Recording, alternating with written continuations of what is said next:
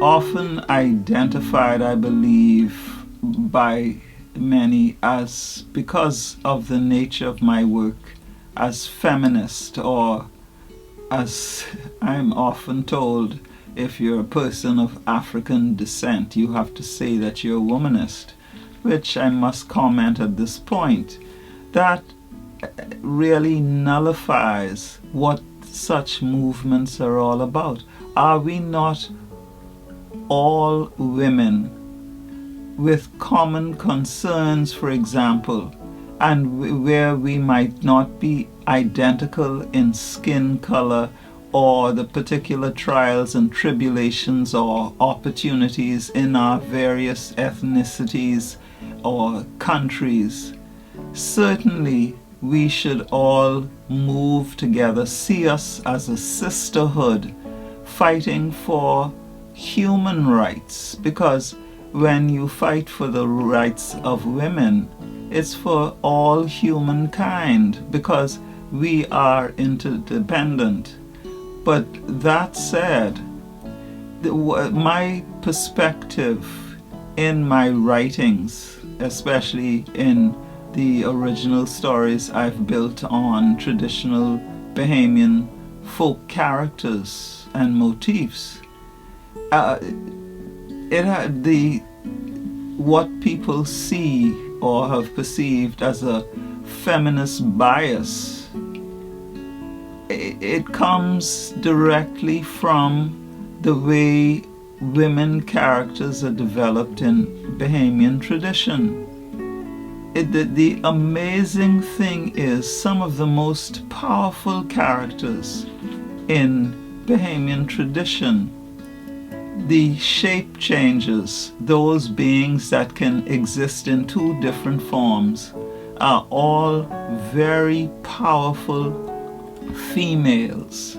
The Pinky Wire, for example, who had an identifying song, Pinky wire, wire, wire, pinky wire, wire, wire, pinky wire, wire, me no tiger. Pinky Wire could exist as a beautiful woman and in one form, and as a fearsome tiger in another. There was also, of course, the Golin woman, who had a human form and was a great Golin. There was also, if you consider the hag again, the hag who could, in order to make the change among forms, would discard her skin, her identifier to change from a woman back into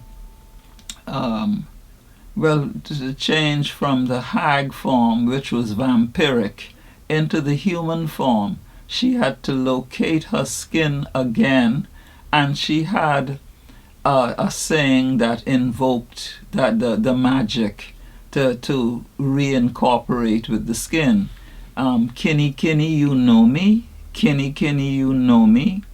And with that, she could reintegrate with the skin and become a beautiful woman again. And the interesting thing is, in order to defeat the hag, the hag hunter had to locate that skin while she was out of it.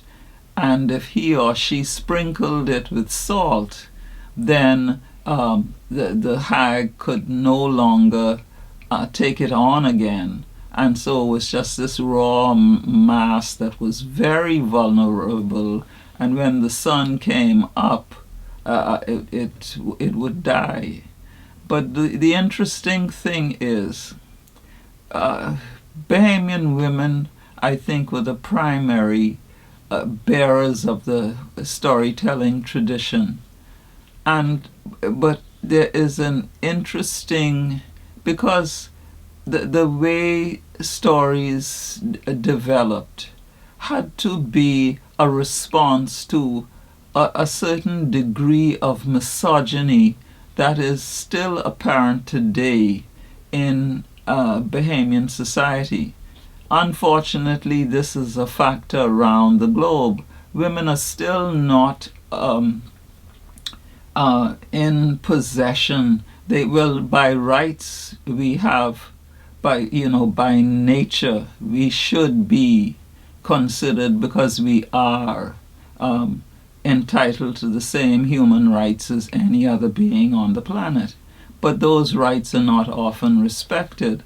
And was it, for example, our foremothers who these stories came about to somehow fight against that view? But I think it even goes deeper than that, because in African tradition, for example, women, older women definitely are to be respected. They are recognized as the wisdom of the people. And in Bahamian tradition, you have a lot of, they are witches, they are sages, but they're all very powerful. They can predict the future. They can definitely intervene in situations. I have a story, for example, with the magic eggs. It's I can't remember the title right now. It was about the saying was, your reward will be like your nature. And it is two sisters who are quite different in character encounter an old woman who is in a very sad state. She's covered with flies. She is very unappetizing looking, and she asks for each girl in turn. The girls are not together. They pass her at different times. She asks for help in combing her hair and some other things. And the thing is, the first sister, the older one, is very rude and refuses to help, and she comes up with all these statements. Why would I put my clean hands on someone like you, and so on. And the woman says, as she is about to flounce off, tells her, well, there was something waiting for her, these magic eggs that speak. If they say to you, take me, don't take them. Don't take those ones. You take the ones that say, don't take me. Of course, that girl just ignores that woman, think I stupid or something.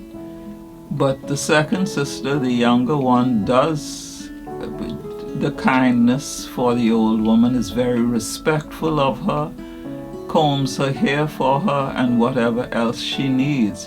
That woman again is a shape changer. She appears as a cat, for example, at points. But it is the younger sister who is so kind and loving who is rewarded.